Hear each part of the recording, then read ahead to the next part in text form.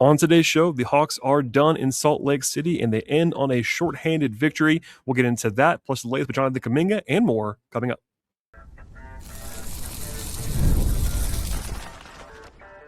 You are Locked On Hawks, your daily Atlanta Hawks podcast. Part of the Locked On Podcast Network. Your team every day. Hello, friends. Welcome to episode 2280 of the Locked On Hawks podcast. I am your host, Rowland, coming to you on a Tuesday evening into Wednesday here in early July. And if you're watching on YouTube, you can already see this. But if you're listening, I am currently recording this podcast from the Salt Lake City airport. So please forgive any background noise that might transpire.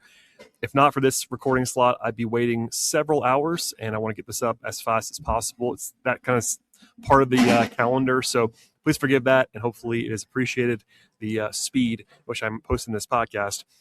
We will get into the Summer League finale in Utah for the Hawks later on in this episode.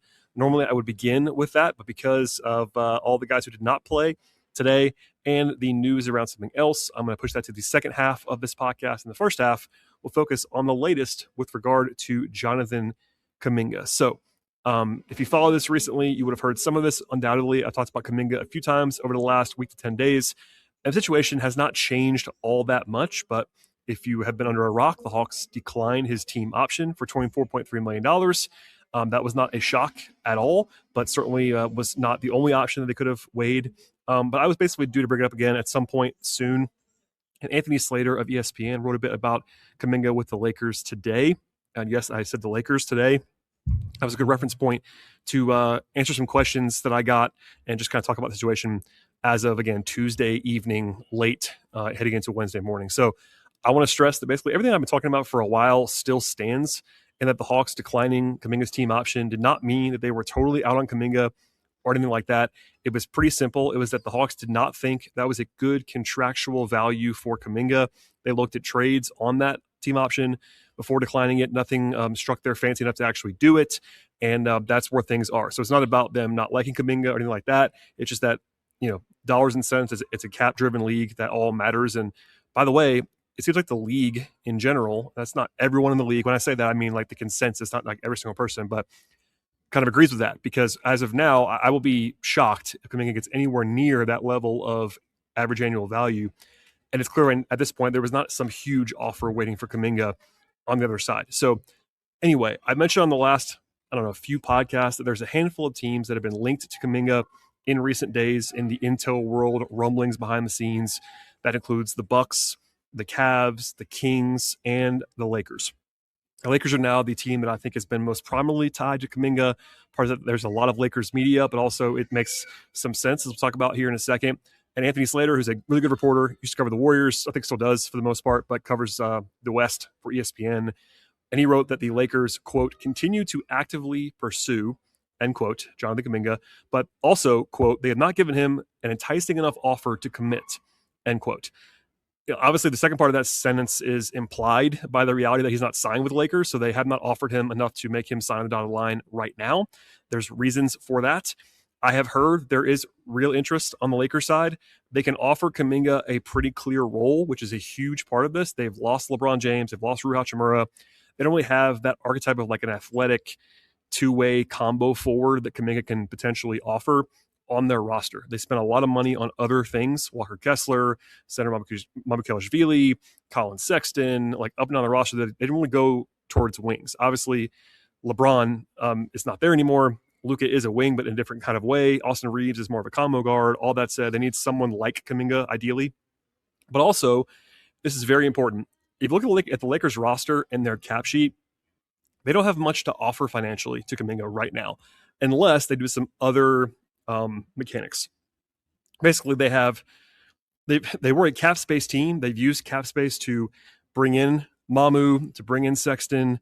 They did the sign and trade for Kessler. That's not been executed just yet, but they had a lot of space. They had to sign Austin Reeves, all that fun stuff. And they don't have any space left. When I say space, I mean salary cap space left to offer Kuminga a real deal, like above the minimum. They also have these three pretty ugly contracts for Dalton Connect, Jaden Hardy, and Jared Vanderbilt that they would probably love to move. Connect is expiring at least, but the other two are not.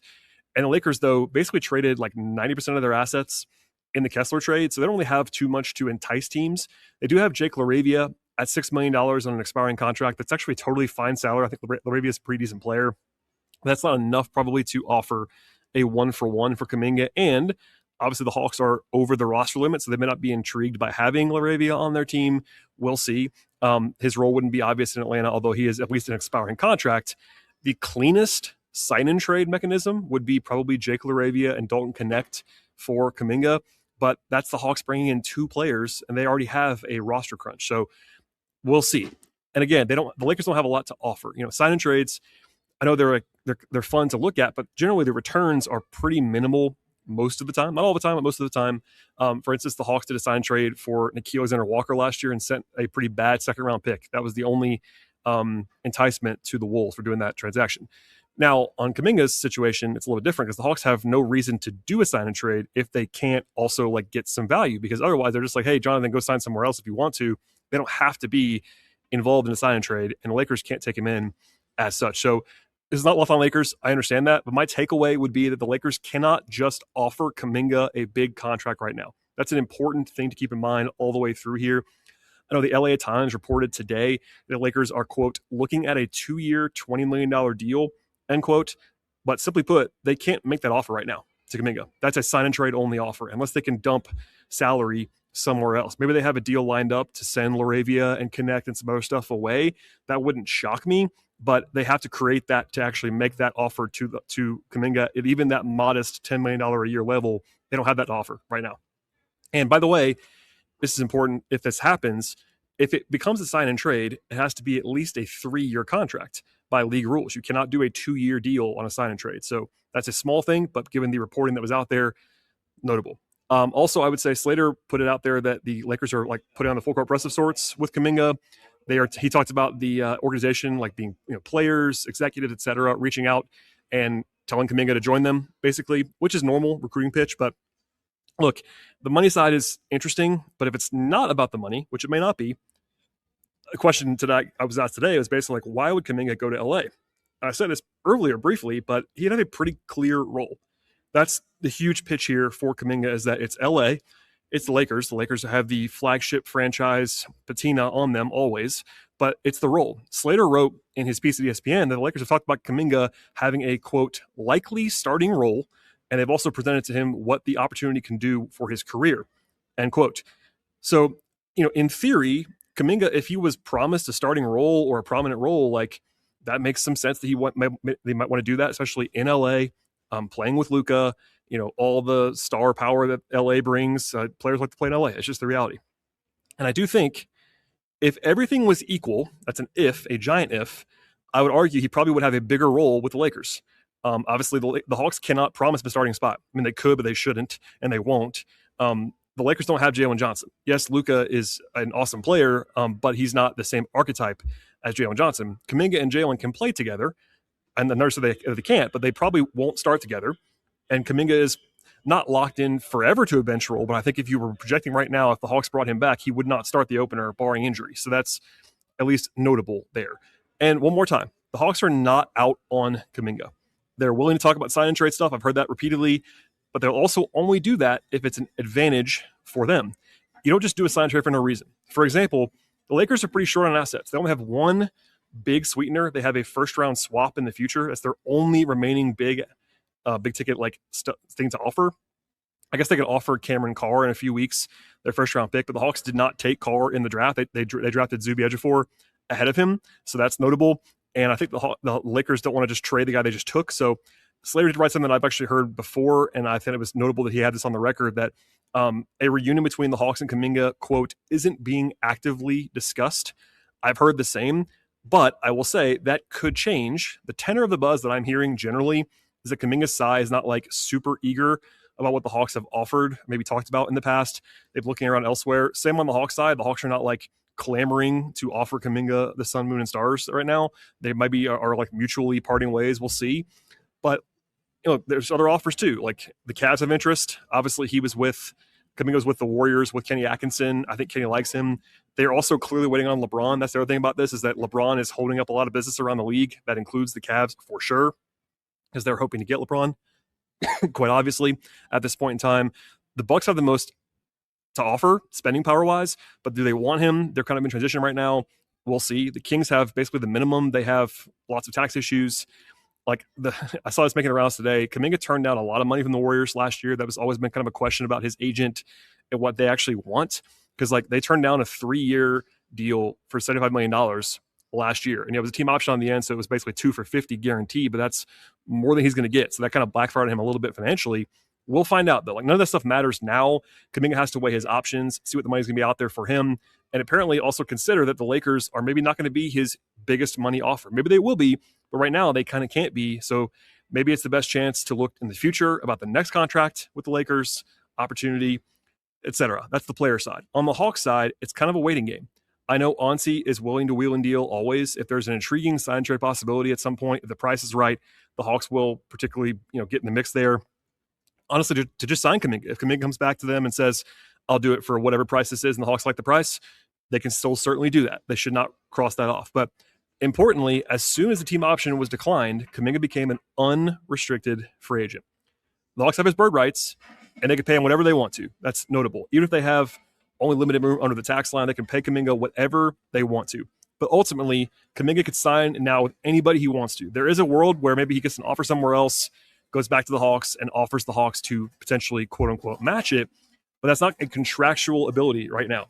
Atlanta can trade if they want to, but they cannot stop Kuminga from going anywhere else if they want to. If Kuminga wants to go to the Lakers, he'll probably get there, and we'll see what the actual price looks like. But obviously, there's the roster crunch aspect of this as well that I talked about already with the Hawks. They have 16 players right now without Kuminga on the roster, and that'll come up again, I'm sure, in the coming days. But Kuminga is clearly the biggest non-trade related domino on the board for the Hawks. He's their one free agent that's out there. Obviously, Gabe Vincent is still unsigned too, but I think Kuminga is obviously a much bigger deal than that. And we'll see where he lands. So, if it's me, there is a price where I'd be like, yeah, go ahead and sign Kuminga if you're the Hawks. But I don't know if that's going to be the case. I mean, the buzz out there, I think it's not likely he's back in Atlanta based on what I've heard, but I'm not crossing it off at all. That's important too. But is it a sign and trade? What can the Lakers do? If you see the Lakers make a cost-cutting move to trade Jake LaRavia and or Jared Vanderbilt and or Dalton Connect somewhere else, your eyebrows should probably raise at that. But in the meantime, hold your breath, and that's the latest as of Tuesday evening on Kuminga. All right, in a second, I'll dive into the Summer League finale and all my thoughts on what became an interesting contest in Utah. It's coming up in just one moment.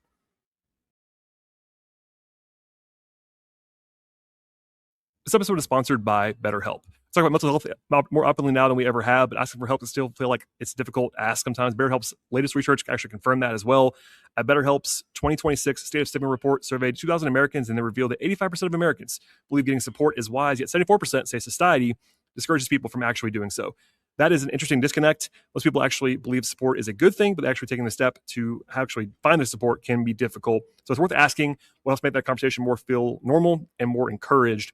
And BetterHelp is the world's largest online therapy platform with over 30,000 therapists globally, and they've helped more than 6 million people connect with support through a short questionnaire. BetterHelp does the initial match so actually people can find and focus on their therapy goals. If the match is not right, a user can switch to a different therapist from tailored recommendations at any time. I think most people would encourage someone else to talk to a therapist, but it can be more difficult when it actually is ourselves. And sometimes hearing somebody else normalize getting support can actually make enough of a difference to make that first step feel much more approachable. Do not let stigma stand in the way of support. Start therapy with BetterHelp. Sign up today. Get 10% off at betterhelp.com/lockedonnba. That's BetterHelp, betterhelp.com/lockedonnba.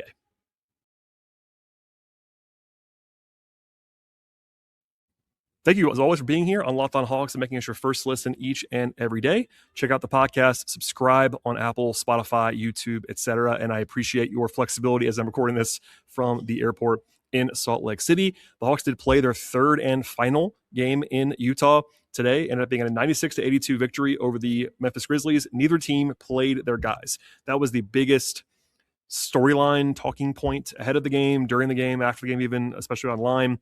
The Hawks ended up sitting a number of players. Kingston Flemings, Asa Newell, Zuby Ejiofor, Kobe Johnson, Gabe Madsen, and Keyshawn Gilbert all did not play. That's 6 of the 10 guys who played in the rotation in the game yesterday, including the last 3 first-round picks of the team.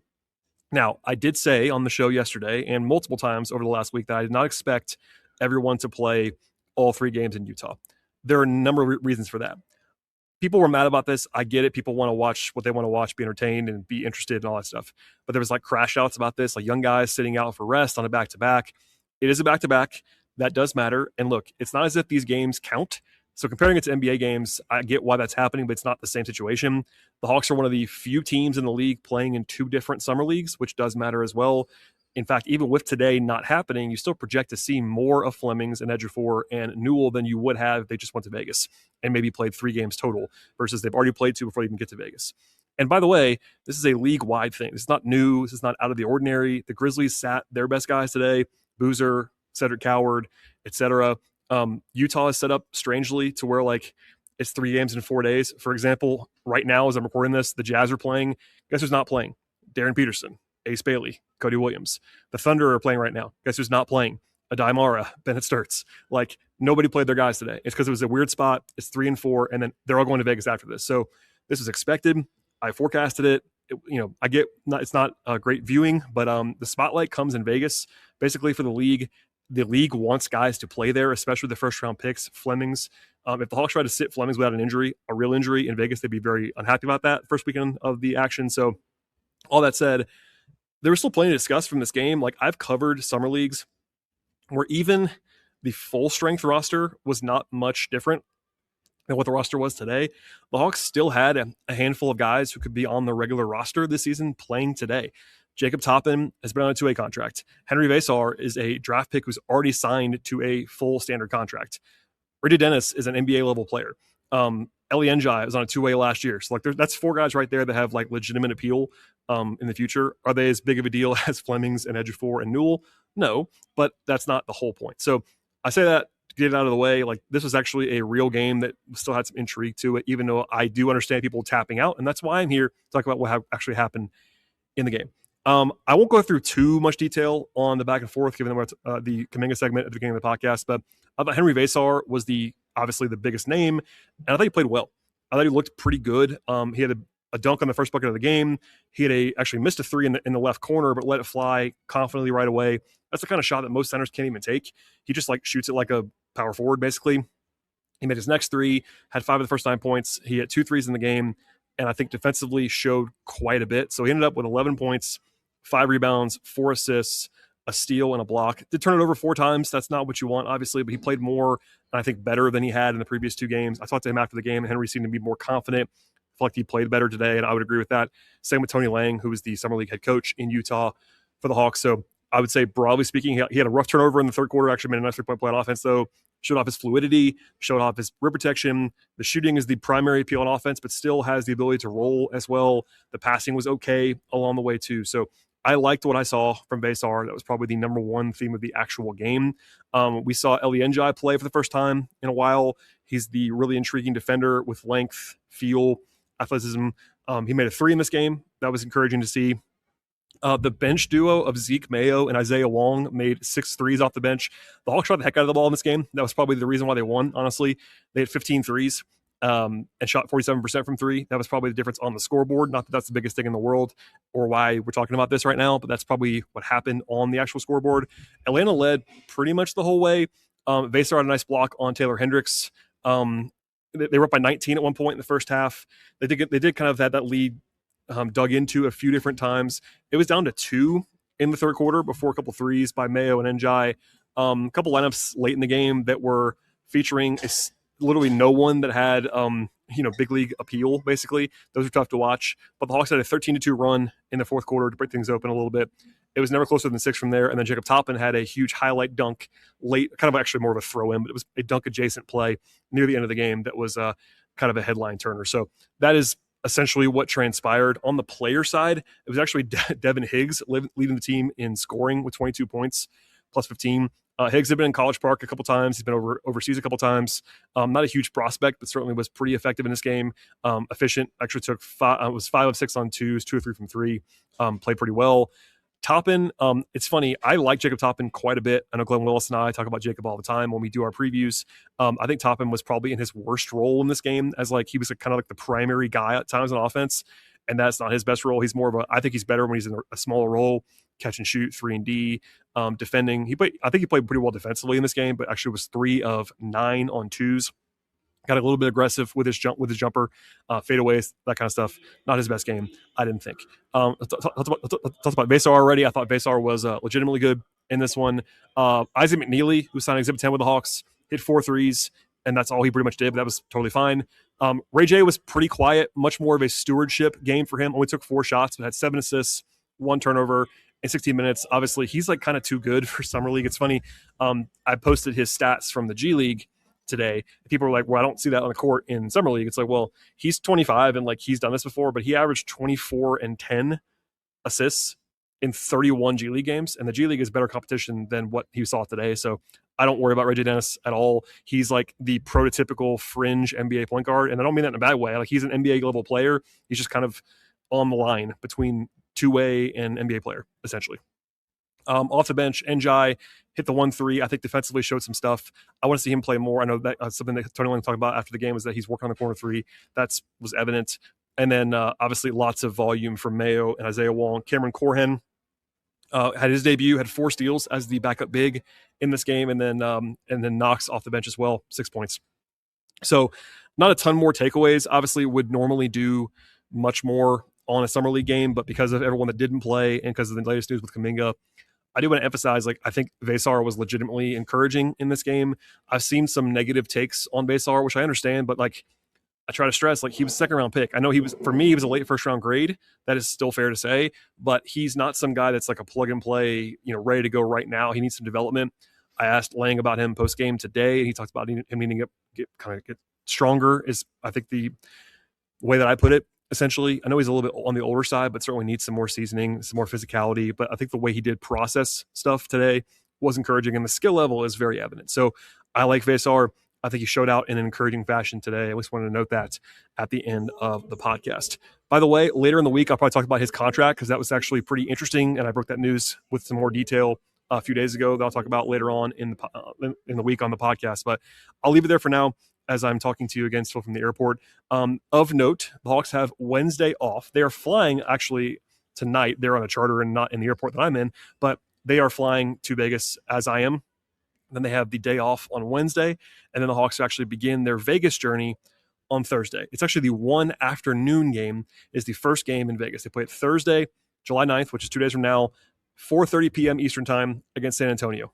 So we'll see what that all looks like. The Spurs had some draftees, but also some injury-related stuff. So we'll see what that roster looks like for the Spurs. But I would anticipate we go back to seeing Flemings, Newell, Ejiofor on the court and a more full-strength roster. And then I would say probably the game that everyone that I've heard from is looking forward to the most, aside from Utah, like at least the Vegas games, is the game on Saturday when they play the Brooklyn Nets, which could be Flemings versus Michael Brown Jr. That'll be the one that everyone's talking about, I'm sure, when we get to Saturday. But as always, I will have a full breakdown of whatever happens between now and then. I may have a show tomorrow, TBD on that, but the best way to find out where the podcast is, how often, all that is to subscribe to Locked On Hawks anywhere you get your podcasts, Apple, Spotify, YouTube, etc. I appreciate you already doing that right now. Please follow the show on X/Twitter at Locked On Hawks. Follow me there at BT Rowland. Follow me on Blue Sky at BT Rowland. Follow my non-podcast coverage of the Hawks at patreon.com/BT Rowland. Everybody, that's all I have on this airport edition of the podcast, and we'll see you all next time from Las Vegas.